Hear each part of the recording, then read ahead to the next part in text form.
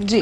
तो हम मुद्दे से कहीं ना कहीं जी हम जी निकलना नहीं चाहेंगे। मैं अब हमने अभी बात करी, हम जब रीजंस की बात कर रहे हैं, अभी कहीं ना कहीं एक रूट कॉज तो यही है कि जो भी बंटवारा हुआ और उसमें पाकिस्तान के लोग चाहते हैं कि कश्मीर उनके पास रहे, इंडिया के लोग चाहते हैं कि इंडिया के पास रहे कश्मीर। कहीं ना कहीं एक यही बेसिक रीजन है जो हम बात करते हैं। इसके बाद भी अगर हम पाकिस्तान के लिए और भी बात करें तो टेररिज्म को, आतंकवाद को बढ़ावा देने में पाकिस्तान का हमेशा ही हाथ रहता है। अगर हम चाहें वहां की ट्रेनिंग कैंप्स की बात कर लें या मदरसा की बात कर लें या कुछ भी कर लें, मतलब कितनी जस्टिफाई है। मैं साक्षी जी इसमें एक बात जरूर कहना चाहूंगा कि जो ऐसा नहीं है कि कश्मीर में पाकिस्तान की इंटरफेरेंस रही है। We fought already 3 wars on Kashmir. Colonel साहब, first one was in 47, second one was I think in 65 and third one was in 99। 71 was I think different ball game. 99 that was a different war. Third one was 99 Kargil. तो लेकिन अगर आप मतलब terrorist incidents की तरफ नजर डालें, अगर आप उठा के देखें अपना पुराना एक we make a chart kind of a thing, then we'll find out कि एक्चुअल इंसर्जेंसी कश्मीर में स्टार्ट होती है अराउंड 1987, 88, 89। तब तक इट वाज वेरी पीसफुल। 87 में शुरू होता है। आपने बिल्कुल पंकज साहब ने ठीक कहा। 87 के इलेक्शन जो है मार्च 1987 में जो इलेक्शन हुए, उस इलेक्शन में काफी रिगिंग हुई, काफी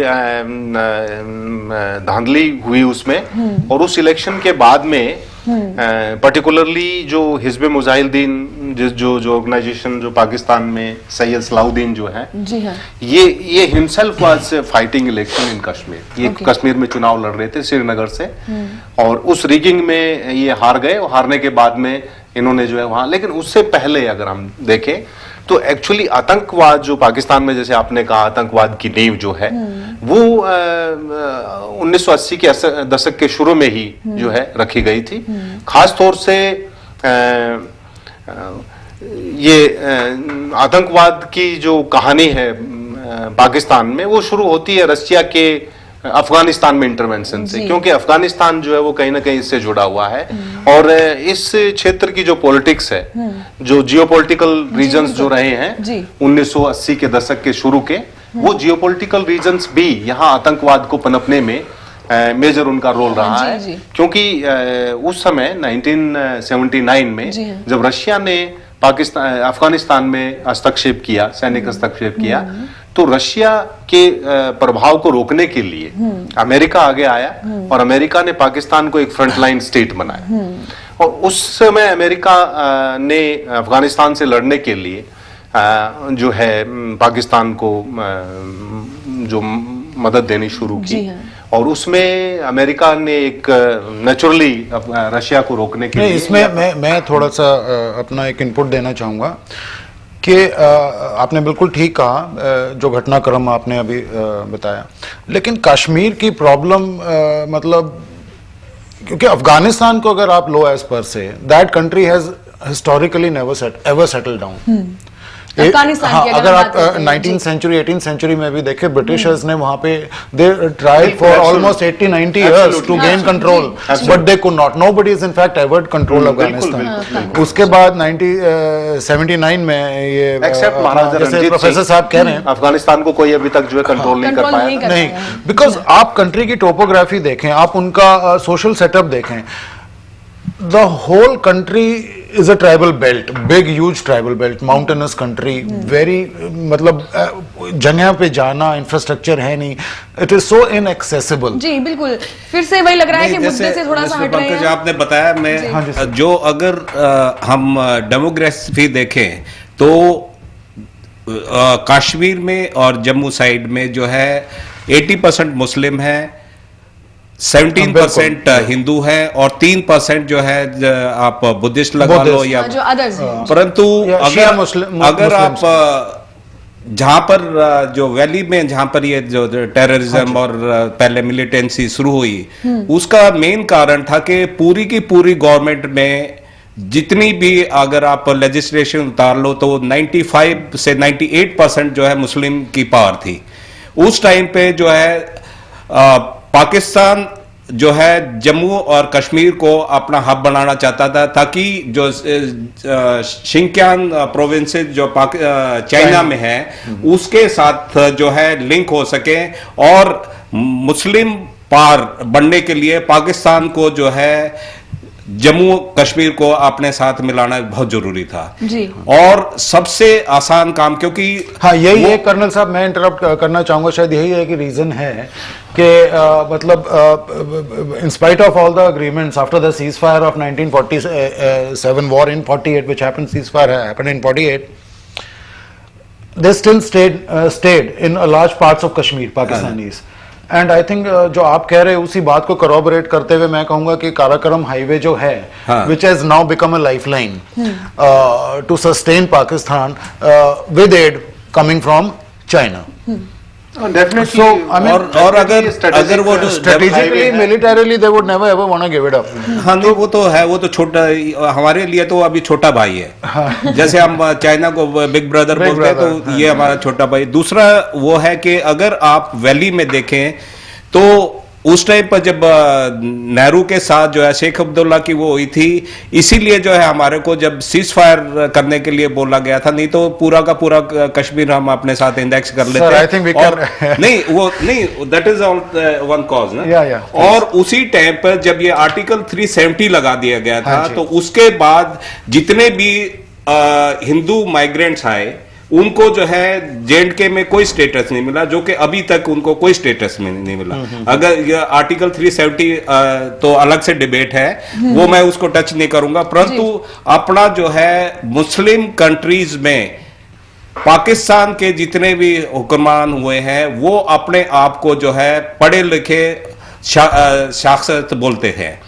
बाकी जितना भी अरब कंट्रीज में चले जाए, कोई शेख है, कोई वो है, कोई मुल्ला है, मतलब उनको जो है पाकिस्तान ने इतनी वो नहीं दी कि उन्होंने कहा कि हम जो है आपका ये जो मुस्लिम मूवमेंट को लीड करेंगे, और इसके लिए जो है इन्होंने जो है चाइना के शाकिन को मिलाना, क्योंकि जो हमारा ये जो 65 में जो शिंक्यांग वगैरह जो इलाका जो 25,000 स्क्वायर किलोमीटर पहले ही चाइना को दे दिया था, अक्साई चीन, तो उसको मिलाने के लिए। और फिर क्या था कि ऑल आउट वॉर जो है पाकिस्तान हमारे साथ नहीं कर सकता है।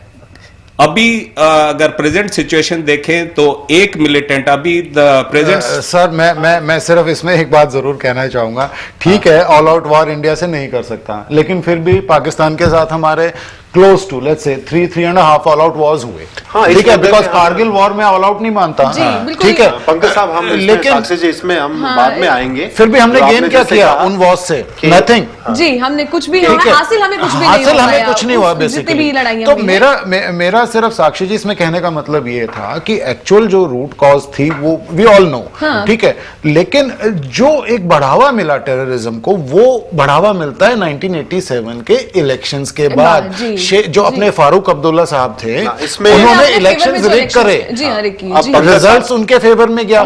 कश्मीर की एक चीज मैं जोड़ना चाहूंगा कि एक्चुअली जो फर्स्ट टेररिस्ट इंसिडेंट इंडिया में जो हुई, जो क्रॉस बॉर्डर या पाकिस्तान से, वो 1988 में हुई। 1988 में जब पहली बार टेलीग्राफ और टेलीफोन एक्सचेंज जो है कश्मीर में उनके ऊपर बम ब्लास्ट किया गया, तो 88 में हुआ और 87 की जैसे रिगिंग थी। लेकिन इससे पहले थोड़ा हम जाएंगे कि पाकिस्तान एक्चुअली भारत में टेररिज्म एक्सपोर्ट क्यों कर रहा है, व्हाट इज द रीजन।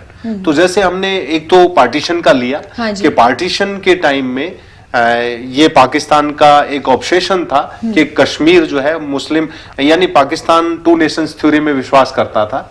उसका मानना था कि जो मुस्लिम जो हैं they should be part of Pakistan and Hindus, India is a Hindu state. तो एक तो इनका ऑब्सेशन ये था, इसलिए वो मानते थे कि प्रीडोमिनेटली जो कश्मीर है वो मुस्लिम डोमिनेटेड एरिया है, क्योंकि जो कश्मीर वैली है, कश्मीर वैली में 95% मुस्लिम। लेकिन सर जितना मुस्लिम, सर वहां पे जितना भी मुस्लिम तबका है, आप गौर करना, that is all concentrated in the Kashmir valley itself. अगर आप लेह लद्दाख, कारगिल, द्रास, अपना ये एरिया अलग कर दें, आप वहां पे देखेंगे कि अगर you go to eastern part of Kashmir, वहां पे ज्यादातर आपका नॉर्थ ईस्टर्न रादर नहीं, वहां पे शिया मुस्लिम है सर। हाँ, नहीं, मैं आपके साथ हूँ, क्योंकि आप दूसरे एरिया अगर में आप बारामूला तक आप जाए तो वो हाँ जी।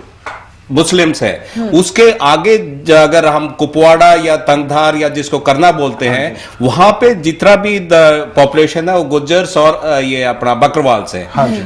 उनकी अगर हिस्ट्री निकाले जाए तो वहां पे जैसे मेरे को मिला एक मिस्टर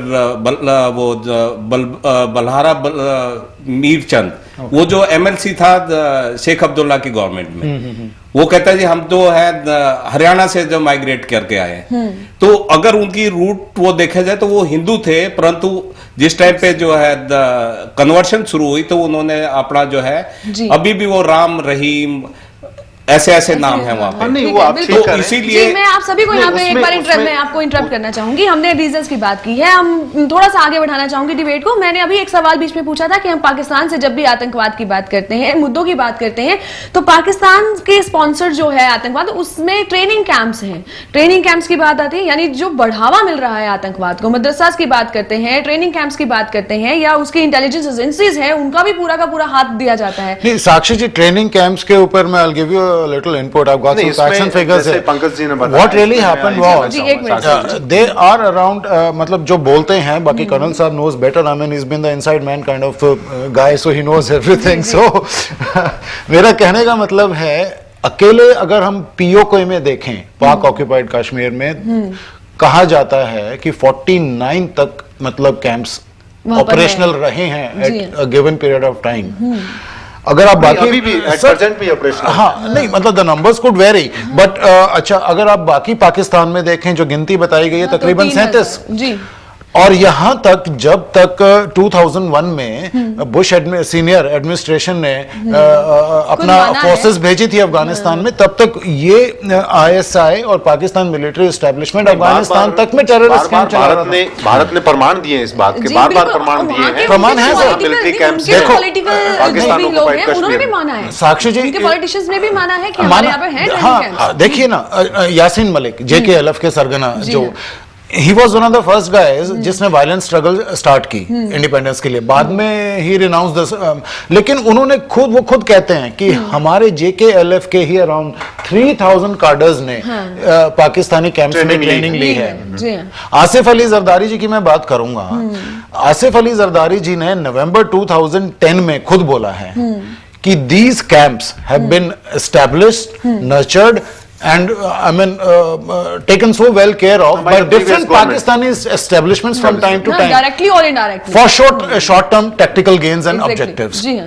और जिनको हम बड़ा कट्टर मानते हैं अपने उनके आर्मी के अपने मुशर्रफ साहब जो बाद में प्रेसिडेंट बने, हाँ जी। उन्होंने खुद जुलाई 2010 में कहा है, खुद उन्होंने अपना डर स्पीगल मैगजीन जो है जर्मनी की, उसको इंटरव्यू देते हुए उन्होंने खुद कबूला है। वो खुद कहते हैं कि ये मतलब हमने चलाए हैं कैंप्स, और एक जिसको बोलते हैं कोवर्ट एक्टिविटी के लिए, they did not be basically, जैसे कर्नल साहब ने कहा डायरेक्टली हमसे कंफ्रंटेशन कर नहीं सकते, ठीक है ना, जैसे अपने पुराने टाइम में कभी